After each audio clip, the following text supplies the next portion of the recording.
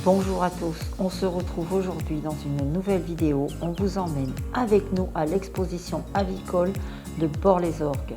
On se retrouvera en fin de vidéo pour un petit débrief. J'ai des choses à vous dire concernant les expositions. Et puis visite du château de Val. Et franchement, je découvre ce village, à droite pour rester sur place cette de la ville Nation. qui est fort sympathique, avec sa petite église. Voilà. Tournez à droite pour rester C'est sur place de mignonné. la Nation, puis tournez à gauche pour rester sur place de la Nation. Elle va se taire la Google là. Voilà. Bon bah écoutez, ça nous dit qu'on arrive dans moins d'une minute. Donc eh ben, je vous dis à tout de suite. Hein. Allez go.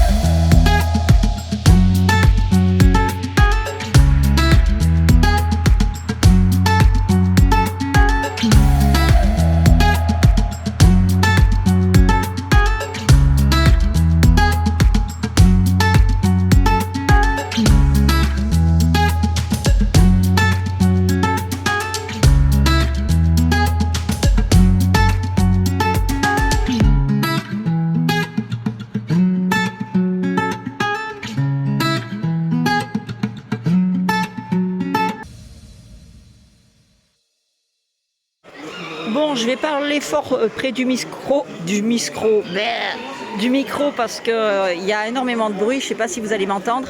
Donc là je suis tombée sur un petit stand où il y a plusieurs mangeoires, plusieurs abreuvoirs. Donc en même temps j'ai pensé à regarder un petit peu. C'est Animal Passion le monsieur. Voilà, j'ai quand même regardé. Là vous voyez, je me dis qu'au niveau des Pékins c'est mort. J'ai des poules, elles font 600 grammes et il faut plus de 600 grammes pour appuyer dessus, vous voyez. Après les Brahmas, je pense pas que ça ferait l'affaire parce qu'il faut aller quand même chercher au fond. Voilà, donc celle-là peut-être un petit peu mieux, mais bon, pas vraiment sûr. Enfin bon, quand je vois 45 €, je me dis que non, j'investirai pas parce que je suis pas sûre que moi les miennes, à peine il y a un truc qui bouge à côté, vous appuyez là-dessus, elles vont se barrer en courant, quoi. Par contre, j'ai trouvé un abreuvoir, enfin une abreuvoir, j'en ai pris 2, un ou une, je sais plus. Bref, on s'en fout. J'ai acheté 2 abreuvoirs comme ça, que je trouve plutôt sympa parce que la hauteur correspondrait bien par rapport au Pékin. C'est un peu plus haut que ceux qu'on voit, les classiques qu'on voit comme ça. Il y a le fait qu'il y a le seau, et dans le seau, vous avez un petit filtre ici. Donc je trouve que c'est plutôt sympa. Là, je pense que c'est pour le débit, je sais pas trop. Donc j'en ai acheté 2, donc je vous les présenterai en vidéo. Alors c'est pas très cher, j'ai payé 24,90 € l'abreuvoir, donc j'en ai pris 2. Voilà. Bon, évidemment j'aurais préféré une autre couleur parce que bon, cette couleur là c'est pas ma couleur préférée, c'est pas ouf. J'aurais préféré limite en vert, mais bon c'est pas grave, on va faire avec, hein. Ah oui d'accord, c'est pour régler vraiment le débit d'eau là. Voilà. Donc écoutez, je suis contente. On en reparlera de toute façon à l'élevage. J'ai vu aussi des grandes comme ça là. Par contre, vous voyez, je reviens sur les gros abreuvoirs avec les gros bidons. Je me suis aperçu, j'en ai, vous savez que j'en ai à l'élevage, je me suis aperçu que c'était d'une inutilité totale, pour la simple et bonne raison que ça, je pense que c'est plutôt réservé aux très grands élevages où il y a énormément de volailles, parce que quand vous prenez un petit parc et que vous mettez un abreuvoir comme ça dedans, c'est fait pour être rempli, pour avoir beaucoup d'eau, et moi je trouve que franchement ça sert à rien, parce que le temps que toutes les petites volailles boivent toute la quantité, l'eau elle aura déjà croupi et moisi à l'intérieur, donc un nid à bactéries et tout ce qui s'ensuit. Donc ça oui, si vous avez je sais pas une centaine de volailles, 50 volailles dans un même et unique parc, oui. Mais voilà, les bidons, moi-même ceux-là, je trouve que voilà.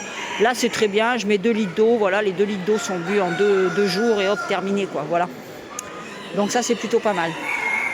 Après voilà, il y a 3 petits trucs, il y a encore des mangeoires et des abreuvoirs ici. Ceux-là je les avais vus sur le site internet, au niveau des tarifs, ça correspond à peu près, c'est à peu près la même chose. Là il y a les mangeoires comme j'ai acheté moi. Ici elles sont à 12 €. Bon, je les ai payées 10 € moi sur internet. Voilà. Donc à quelque chose près, vous voyez, on est dans la même chose. Là après le monsieur vend les produits de nettoyage, les pelles, des petits œufs. Alors voilà, des petits œufs factices pour mettre dans les pondoirs. Ici, là on a des petites... ça c'est ce qu'il me faudrait, mais alors quand je vois les tarifs et vu le nombre d'abreuvoirs que j'ai, et puis en plus il faut aller brancher, il faut... Vous voyez ce que je veux dire quoi? C'est chiant quoi, parce que c'est à brancher. Il faudrait une prise dans chaque parc, laisse tomber quoi. Bon là les petites mangeoires, ici on a encore les trucs pour les œufs. Voilà, quelques petites mangeoires, encore des petites mangeoires, les bagues. Hop. Il y a toutes sortes de bagues. Ici les tétines. Ah ça j'avais acheté ça. Ça c'est pratique pour les poussins. J'en ai à la maison, je vous les avais déjà présentés. Là vous avez les raccords pour mettre sur les grosses volailles. Ici vous avez plusieurs dimensions. Ici vous avez les tétines. Voilà. Et puis là vous avez encore des mangeoires, des produits. Voilà. Hop. Vous avez pour les pigeons aussi. Voilà. Voilà. Alors il y a aussi la gamme de chaux. Moi en magasin celui-là, alors vous voyez ce que je vous disais, attention quand vous achetez vos sacs de chaux, ici vous avez chaux 1 et 2, 23,80 € et vous avez chaux 1 et 2, 22,40 €. Vous allez me dire, mais c'est le même sac Sandrine? Bah oui, c'est le même sac, exactement. Et il y a une différence de prix parce que tout simplement, vous venez ici, là, c'est marqué, on voit pas bien, c'est Crumble, et là vous avez le pelé. Je sais pas si vous m'avez entendu, voilà, Crumble et pelé, c'est pas la même chose. Là on est sur un taux de protéines à peu près à 26% il me semble, et celui-là je crois c'est 19, un petit peu moins. Non, 24 je crois, et là-bas je crois c'est 19, le 3 et 4. Voilà, donc faites attention quand vous achetez de ne pas vous tromper. Là, je vois pareil, nous avons des lampes ici à 60 watts. Alors moi, habituellement, j'utilise des 100, 150 watts. C'est difficile de trouver dans le commerce des en dessous de 100 watts en infrarouge comme ça. Là, je vais en prendre 2 tout simplement parce que je trouve que c'est suffisant pour les poussins. Il suffit tout simplement de baisser un peu plus la lampe. Voilà, de mettre à hauteur du coussin avec la protection pour que les poussins se mettent au-dessus. Et d'un point de vue électricité, je trouve que c'est quand même moins cher. Donc ça coûte moins cher de faire tourner les lampes. Donc je vais en prendre 2 comme ça. Voilà.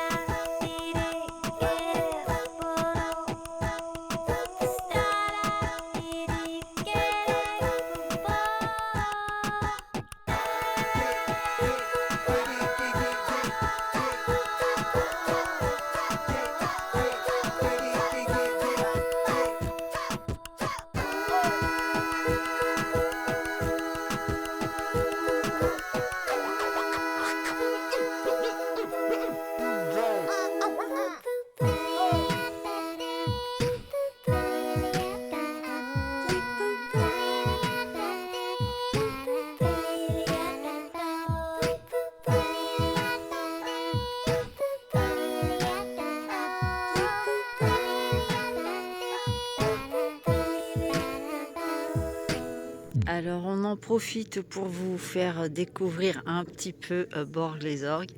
On est dans un lieu mais qui est tellement apaisant, tellement beau. Je vous fais faire le petit tour. On se retrouve au château de Val. Alors vous avez un restaurant là-bas, vous avez de l'acrobranche, vous avez tout un tas d'activités. Et regardez-moi cette beauté. Oui, c'est là, je ne sais pas s'il y en a qui connaissent l'émission avec le grand là qui est magicien là, où il trouvait des énigmes. C'est ici que ça a été tourné, certaines parties de l'émission. On a le barrage, on est sur le barrage en fait de Bord-les-Orgues. Regardez-moi ça. Des longues plages. Comment il s'appelait, Yvan, le jeu là? Les traîtres, voilà, les traîtres. Et bien il y a une partie qui a été tournée ici, au château de Val. Et regardez-moi ça, c'est un barrage, il est juste énorme, énormissime.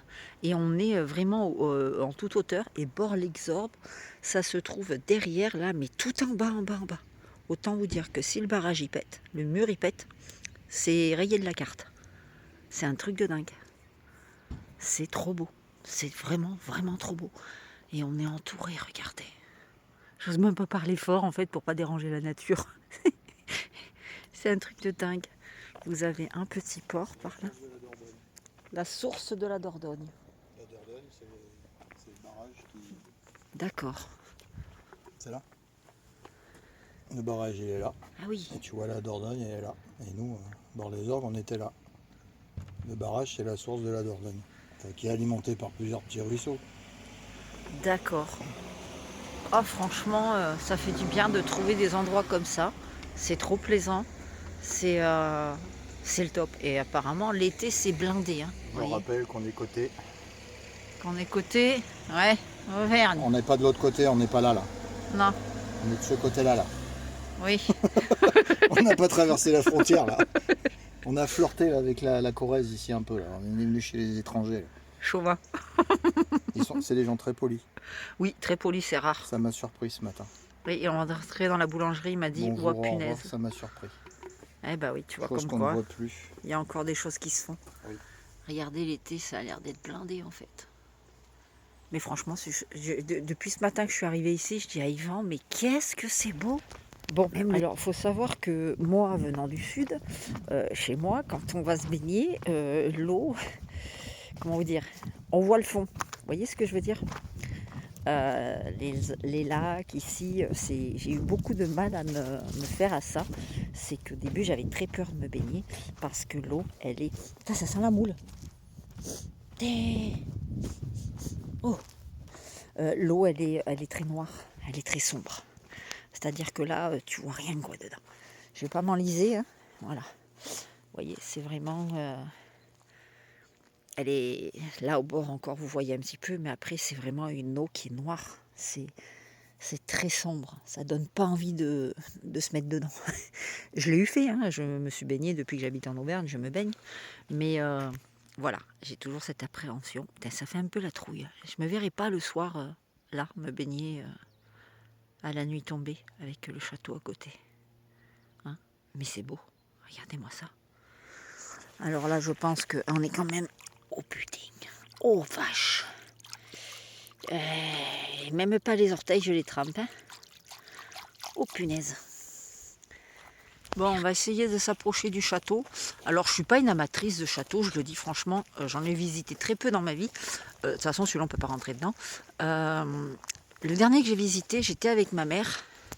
Et je vous le dis, devant vous tous, hein, j'ai tellement rigolé avec ma mère. Parce que ma mère, c'est pas la dernière partie à faire la con quand il faut pas. On a pris un putain de fou rire. Et je vous le dis, je me suis pissé. Oh putain! Oh putain, ouais, je me suis pris un shoot là. Oh fâcheux. C'est voilà, je me suis littéralement pissé dessus parce que ma mère, elle part totalement en biberine quand c'est pas le moment et que les fous rires, ça y est. Là j'ai le cardio, il est mort. Punaise, on peut pas passer par là. Ah merde, oui, c'est fermé. Bref, En dessous. on va passer en dessous. On se retrouve juste après. Je ne vais pas vous filmer non plus quand on marche. Alors vous voyez, vous pouvez même faire des balades en bateau. Des promenades en bateau. Je trouve ça super sympa. Il y a des pêcheurs là-bas. Là, on est de l'autre côté de l'étang. Du lac. C'est pas un étang, Sandrine. C'est un lac. Un barrage. Un barrage. Oui. C'est un lac de barrage. Oui, c'est un lac de barrage. Et là, vous avez... Même pas à la moitié encore. Voilà. Et là, on est du côté... Là-bas, c'est C'est la Corrèze. la Corrèze. Voilà. On est côté Cantal. Et nous, on est côté Cantal. Cantal et Puy-de-Dôme. Oui, Puy de Dôme. On va pas l'oublier, le Puy de Dôme avec toi. Voilà, regardez, il y a encore des plages. J'étais jamais venue ici. Jamais, regardez. C'est juste magnifique. J'en profite, hein. Ça change un peu des poules pour vous faire visiter le lieu quand même, parce que c'est intéressant. Là, tu vois, avec les nuages comme ça, là, eh bien, il fait peur. Tu vois, on n'avait pas la même vue de l'autre côté. Là, c'est lugubre le truc. Il est beau, je dis pas. J'aime bien ce côté pierre, ce côté les tours, c'est magnifique. Mais c'est lugubre.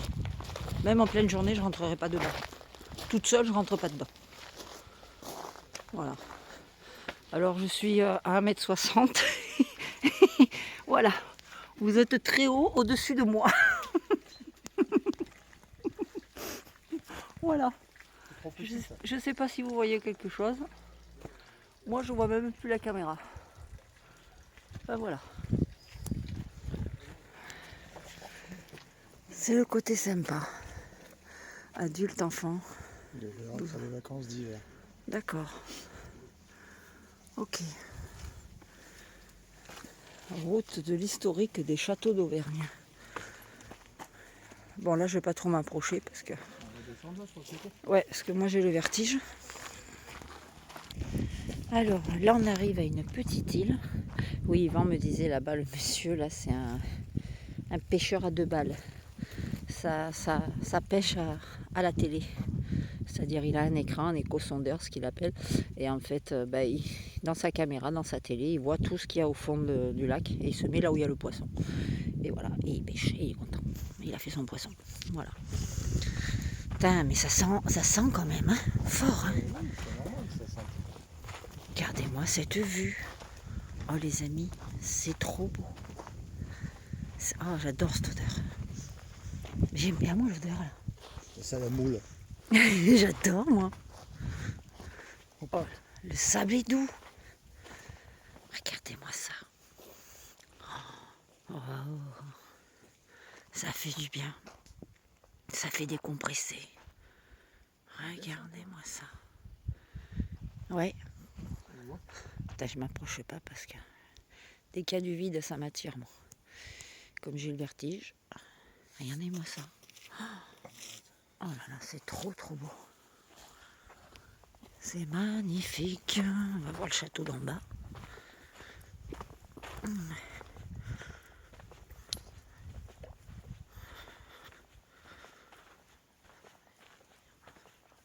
Bon, les anciens qui errent dans ce château, là, vous restez chez vous, hein, vous rentrez pas dans ma poche. J'ai pas envie de vous ramener avec moi. Je déconne. Voilà, vue du bas. Il est impressionnant. À quoi il servait, j'en sais strictement rien. Ouais, je sais pas, je connais pas son histoire. Mais il est impressionnant. Il est pas énorme, mais c'est quand même un sacré château. À mon avis, c'est les Auvergnats qui défendaient le territoire corrézien. Ça. Ouais, Pour peut-être. les envahisseurs.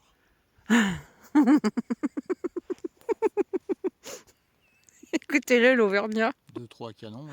Hop là. De quoi? Oh putain, celui-là, s'il n'existait pas, je vous jure, faudrait l'encadrer. Ah là là. Enfin bref, ça nous fait plaisir de vous faire découvrir ce que nous avons découvert. On est les Christophe Colomb. Non, moi je connaissais.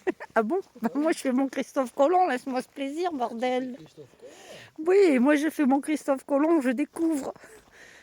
Voilà, il n'y a pas de secret. Hein? Et là, on se retrouve, voyez, de l'autre côté. On était là-bas tout à l'heure. Oh, des rochers, ça me rappelle mon chez moi, les rochers comme ça, là. Hein? J'espère que ça vous aura fait plaisir de faire ce petit tour de ce petit château avec nous. Un petit bonus en plus par rapport à l'expo avicole qu'on a vu aujourd'hui. Alors, je vais être à peine avec vous. Je ne vais pas vous cacher les choses. Je vais vous dire ce qu'il en est. Franchement, pour finir cette vidéo, je vais vous dire tout simplement que je suis fort déçue. Déjà Limoges, j'avais trouvé que les notes étaient très basses, que les volailles étaient pas terribles, pas toutes, mais une bonne partie à Limoges. Et là ce matin, ben, je dois dire ce qu'il en est, c'est que j'ai trouvé des volailles plus que bof. Les Pékins, j'en parle même pas, à part voilà, les fromages argentés, une ou deux cailloutées qui étaient plutôt pas mal. J'ai un peu l'impression que peu à peu, en fait, les expositions avicoles sont en train de se transformer en salle des ventes. Voilà. C'est-à-dire que j'ai l'impression que la plupart des gens qui ont des poules chez eux, ils inscrivent leurs volailles aux expos uniquement pour les vendre, en fait. Ça permet de tout regrouper, de tout vendre en même temps. Et quand vous prenez des gens qui n'y connaissent rien, qui vont sur les expos avicoles justement pour acheter des volailles pensant que si ce sont des poules qui sont sur les expos, obligatoirement ce sont des bonnes poules. Les gens n'y connaissent pas forcément au niveau des notes, au niveau des critiques des juges. Et du coup, ils pensent faire une affaire, quoi, une occasion. Et en plus, les gens qui mettent des poules de qualité très, très basse, vendent au prix des poules d'expo. Donc je trouve ça plutôt dommage parce que ça va nous emmener dans une suite où tout simplement les expos avicoles vont devenir un peu plus réglementées et surtout vont finir par s'éteindre parce qu'on aura plus affaire à des salles de vente que des expositions. Voilà, j'ai vu beaucoup de sujets qui n'avaient rien à faire là-bas et si vous regardez comme à Limoges, beaucoup de sujets avec des notes très très basses et surtout des éliminations phénoménales. Voilà, c'était mon petit coup que j'avais à dire, mon petit coup de gueule. Je regrette pas de le dire parce que voilà, vous le savez, je suis franche, je dis ce que je pense et que je suis un petit peu déçue de tout ça. Voilà, sur ce, je vais vous laisser sur ces belles images. Et puis on se dit à très bientôt dans une prochaine vidéo. Portez-vous bien. Ciao, bye bye.